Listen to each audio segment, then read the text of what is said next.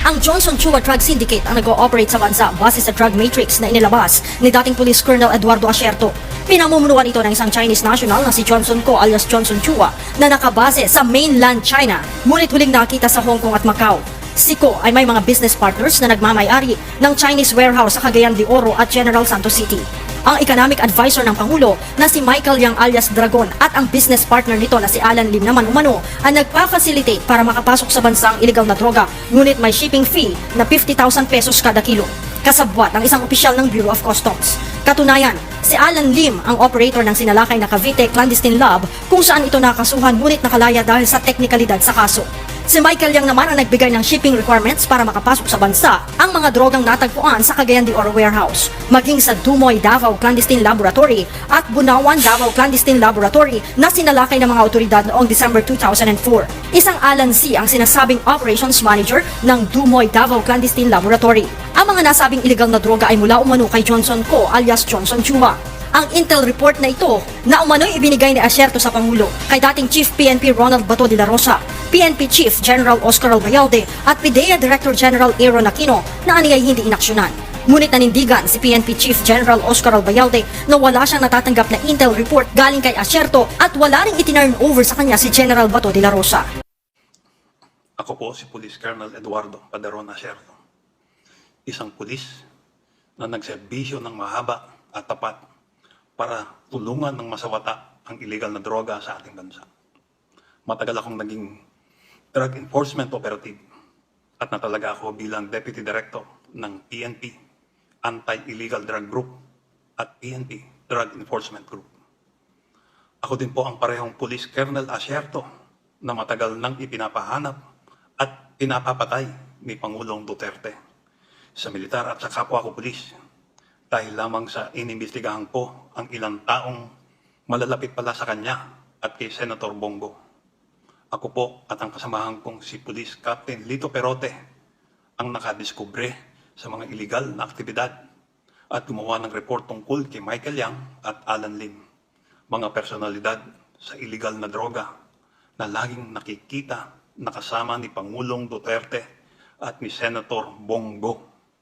Dinukot na po nila si Perote at malamang patay na. Inilalabas ko ang video na ito upang linawin ang ilang puntong naririnig ko mula sa pagdinig sa Senado tungkol sa Parmalee, yung mga overpriced na face mask at face shield. Gusto ko ding sagutin ang mga akusasyon na ibinabato sa akin ni Pangulong Duterte at ng mga kampo nito at upang ipaliwanag sa mga kapwa ko Pilipino kung gaano na tayo niloloko sa mga kasinungalingan ng gobyernong Duterte. Unang-una sa lahat, huwag sana kayong maniniwala sa mga ipinupukol sa aking mga kasinungalingan. Hindi po ako protektor ng sindikato ng droga. Hindi ako kidnapper. Wala akong dinukot at pinaransom ng mga drug personalities, lalo na ng mga Chinese. Hindi ako involved sa pagdukot at pagpatay sa Koreanong si GEQ. Hindi ako ang direct commander or supervisor ni Superintendent Dumlao at SPO3 Santa Isabel. Hindi ko sila tauhan. Hindi ako nag-smuggle ng AK-47 at lalong hindi ako nagbigay ng mga baril sa NPA. Hindi ko ginagawang search warrant operation sa Dumoy Shabu Laboratory. To my fellow PMAers, especially my immediate upperclassmen, underclassmen, and my classmate, all right ako dito. Mr. Duterte, may drama pa kayo? At bakit defensive kayo? Tropa ko, ang SOU3 EDSOT, ang aplikante at deponent ng search warrant. Gabi ng December 29, 2004, alam mo na, Pangulong Duterte, na may search warrant na kami. Ang utos mo nga ay sunugin ang Shabu Laboratory, pero hindi ako pumayag. Huwag mong itatanggi ito, kasi nagpasabi kami sa iyo bago namin isinagawa yung raid. Pinapapatay mo nga sa mga tao mo yung mga involved dito. Itanong mo kay Las Cañas. Actually, nalulungkot ako kasi lumapit naman ako sa Senado noon upang ilantad ang aking intelligence report. Sayang at hindi na ilantad ang report ko noon. At ako pa ang lumabas na protektor ng droga sa report ng Senate Blue Ribbon. Matatandaan na ibinigay ko din ang aking report dati kina Chief PNP, Senator General Bato de la Rosa, PIDEA Chief Aaron Aquino, at pati kay General Oscar Albayalde. Pero deadma, wala silang ginawa.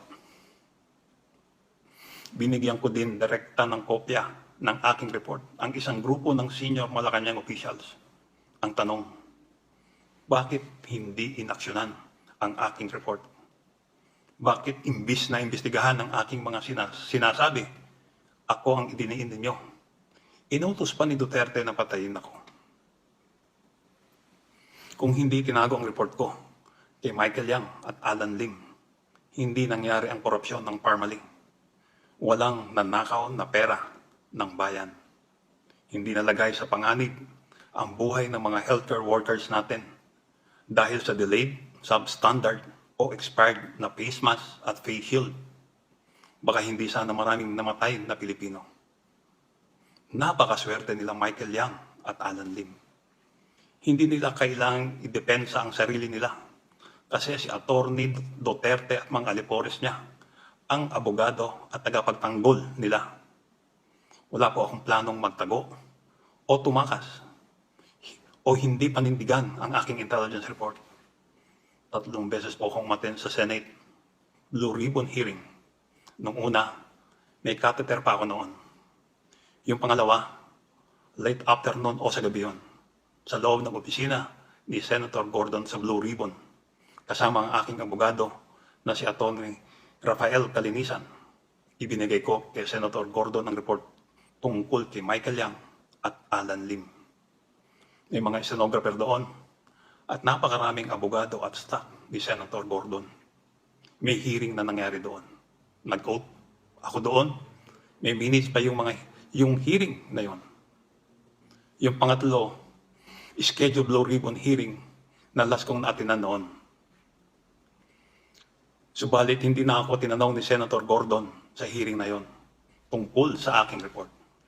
Sa mga sumunod na hearing, hindi na po ako naka-attend dahil ipinapapatay na ako at ang balak is ambusin ako after ng hearing sa Senado. Nakikiusap po ako kay Senator Gordon at sa Blue Ribbon Committee na isa publiko ang aking intelligence report tungkol kay Michael Yang at Alan Lim.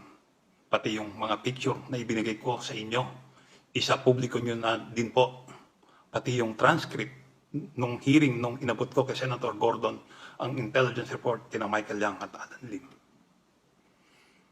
Isa publiko nyo na rin po. Sigurado naman po ngayon, nakikita ninyo na nagsasabi ako ng katotohanan at lumalabas na ang katotohanan. Nakikiusap din ako sa Blue Ribbon Committee na i-revisit ang kanilang rekomendasyon sa kanilang report na kasuhan ako. Inosente po ako dito. Nagtrabaho lang po ako at nag-imbestiga. Hindi po ako yung drug lord. Sina Michael Yang po, si Alan Lim, sila po ang mga drug lord. Kasama yung mga protektor nito na sina Senator Bongo at Presidente Duterte. Dalawa sa mga kasamahan ko na humarap sa Senate Blue Ribbon hearing, si retired Captain Lito Perote ay persahang dinukot sa Bacolod hanggang ngayon nawawala pa. At si retired Master Sergeant Jerry Liwanag ay pinagbabaril at napatay sa Bulacan. Pareho walang masusing investigasyon. Nakiusap din po sana ako sa Senado na imbestigahan kung bakit hindi inilabas at inaksyonan ang aking report ni General Bato, Aquino at Albayalde. Bakit hindi inaksyonan ng palasyo ang report ko? Tuloy po ang paghahanap sa akin para patayin upang itago ang katotohanan. Maaaring mapatay nila ako, pero ang katotohanan ay hindi mapapatay o maitatago. Nakikiusap po ako sa taong bayan, magising at mamulat na po tayo sa mga kasinungalingan at korupsyon ng gobyernong Duterte. Kapag namulat ka sa totohanan, kasalanan na ang pumikit at walang gawin. At nabayan nawa ng Panginoon Diyos ang mahal nating bansa. Mabuhay ang Pilipinas.